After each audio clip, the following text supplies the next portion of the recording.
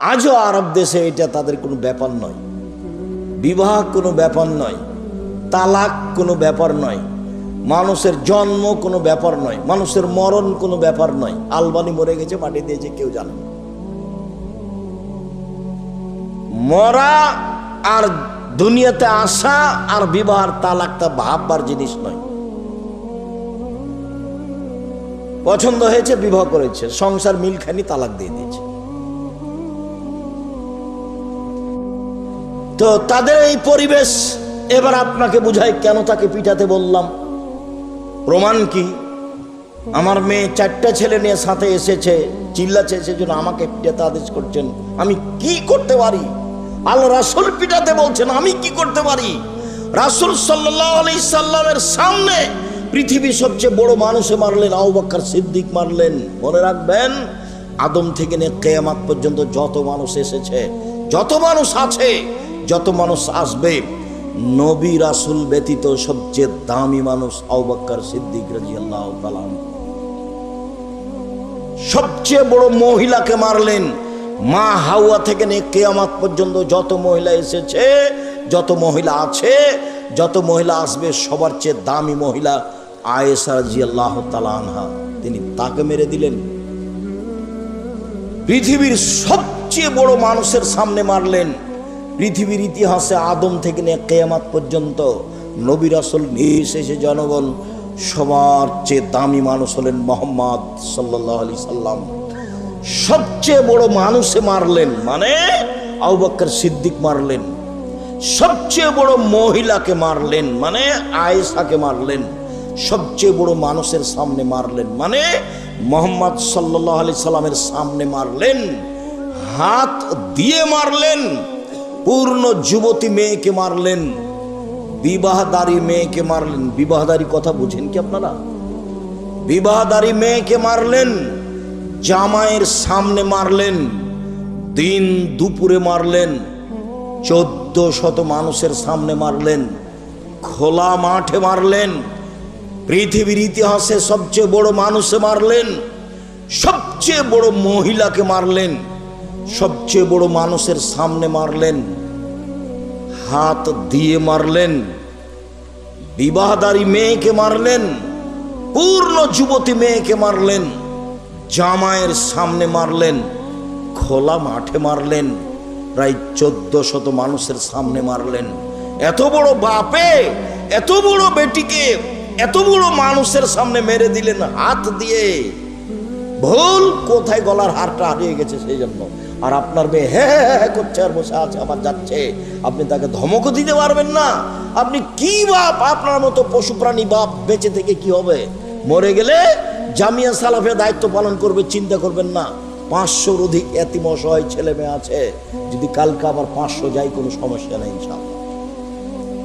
পৃথিবীর দেশের বাংলাদেশের সবচেয়ে বড় প্রতিষ্ঠান জামিয়া সালাফিয়া আপনার বাড়ির পাশে আছে। যান কিনা আমি তা বলতে পারবো। যদি না যান, আপনার সংকীর্ণতা আমার কি করার আছে?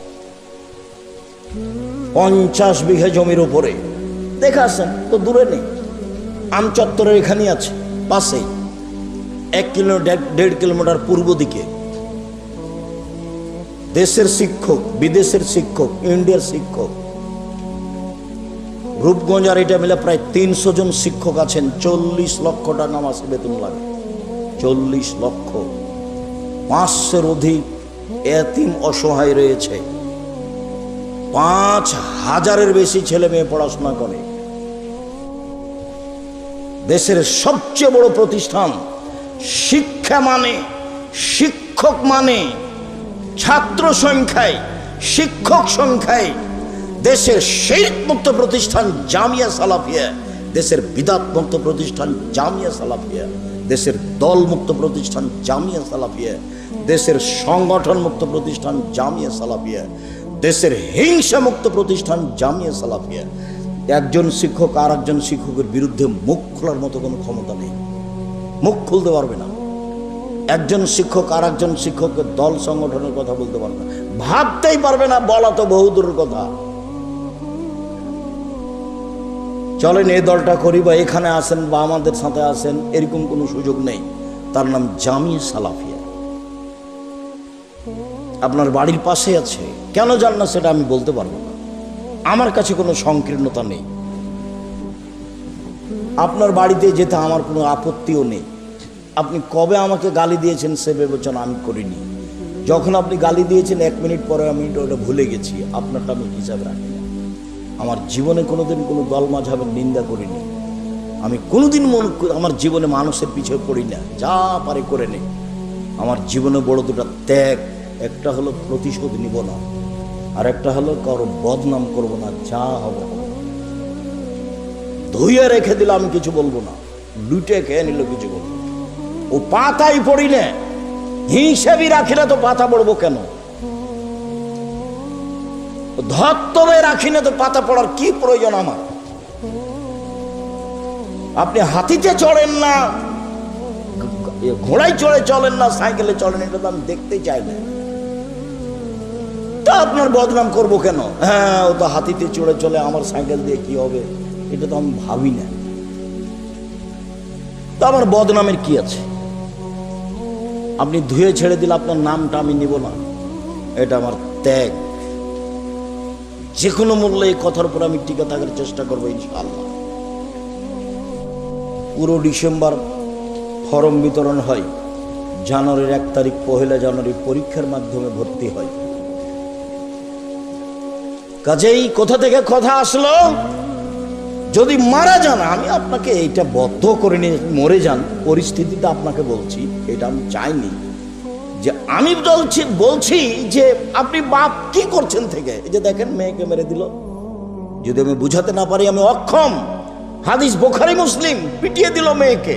পৃথিবীর সবচেয়ে দামি মহিলা, পৃথিবীর ইতিহাসে এত দামি মহিলা কেউ জন্ম নেয় না। আপনার তো ন্যায় করে বেড়াই, আবার কি তার কয়েক কোটি আপনার মেয়েকে যদি জমা করা হয়, একটা আয়েশা হবে? তো এত বড় মেয়েকে মারলেন, এখন আপনাকে বললাম যে হ্যাঁ করছে, আপনাকে পিটিয়ে ঠিক করতে হবে। আপনি এখন কষ্ট পাচ্ছেন, কেমন হয়ে গেল কথা? আমার 4 ছেলের মা, 10 ছেলের মা হলো আপনি পিটাবেন? বাপের কাছে মেয়ে কোনোদিন বড় হয়নি, এটাই প্রমাণ। হাদিস বুখারী মুসলিম। জামাইয়ের সামনে মানে পৃথিবীর বিরল ইতিহাস, পৃথিবীর বিরল ইতিহাস। মেয়ে কোনোদিন বাপের কাছে বড় হয় না। মেয়ের বয়স বেশি, বুড়ি হয়ে গেছে, এরপরও তার বাপ বেঁচে আছে, তাকে পিটিয়ে দিবে। তার প্রমাণ এটাই হাদিস। মেয়ের সব সময় বাপের অধিকার আছে, মেয়েকে কন্ট্রোলে নিয়ে আসবে, সংশোধন করবে। তাহলে তো ভালো হবে পরিবার। তাহলে এখানে এসে হইচই করবে কেন? জিম্মেদার তো আপনি। আমি কি করতে পারি? রাসূল সাল্লাল্লাহু আলাইহি ওয়াসাল্লাম বলছেন যে ওরা দুইজন, আমি আর ওই পিতা, মেয়ের পিতা জান্নাতে একসাথে এভাবে থাকবো। তখন তিনি বললেন, 1 বিদ্যা শিখিয়ে দিল, 2 শিষ্টাচার শিখিয়ে দিল, 3 ভালো আচরণ করলো, 4 বিবাহ শাদী দিয়ে দিল। আমি আর সেই বাপ একসাথে জান্নাতে থাকবো। আমি কি করতে পারি? শিষ্টাচার শিখাতে হবে। ওই মুহাম্মদ সাল্লাল্লাহু আলাইহি ওয়াসাল্লাম বলছে, দরজায় লাঠিটা ঝুলিয়ে রাখো, ছেলে মেয়ের জন্য লাঠি ঝুলিয়ে রাখো। মেয়ে যদি একবার হ্যাঁ করে তাহলে বুঝবে যে পিটন হবে। লাঠিটা ঝুলিয়ে রাখতে বলছেন মুহাম্মদ সাল্লাল্লাহু আলাইহি ওয়াসাল্লাম। আবার বলছেন, লা তারফু আসাকা আদামান মিন আহলিক, তোমার পরিবারের উপরে শিষ্টাচারের লাঠি উঠিয়ে নিও না, পরিবারের উপরে শিষ্টাচারের লাঠি রাখো। ওকে শিষ্টাচার শিখাতে হবে, নিয়ম কানুন তাকে শিখাতে হবে, নখ তাকে কাটতে হবে, টিপ কপালে দেওয়া যাবে না, পরচুলা দিয়ে খোপা বড় করা যাবে না, দাঁত ছিলে চিকন করা যাবে না, ভুরু তুলে চিকন করা যাবে না, ল্যাংটাকে পোশাক পরে স্কুল কলেজে যাওয়া হবে না। আর এইভাবে বড় মোবাইল দেখে, ল্যাংটা মেয়ে দেখে সবকিছু হারানো যাবে না। ভূমিকম্প তো হবেই, স্বাভাবিক। 3টা পাপের কারণে ভূমিকম্প হয়, 3টা পাপের কারণে ভূমিকম্প হয়। 1, এই যে সারেবুল খমরা, মানুষ যখন নেশাদার দ্রব্য পান করবে, বিড়ি, তামাক, জর্দা, সিগারেট, গুল, নেশাদার দ্রব্য খাবে, পান করবে, তখন ভূমিকম্প হবে। 2, জাহরাতুল কায়নাত, মেয়েরা যখন নাচবে, তো সব মোবাইলে মেয়ে নাচে, সব দোকানে মেয়ে নাচে, সব বাড়িতে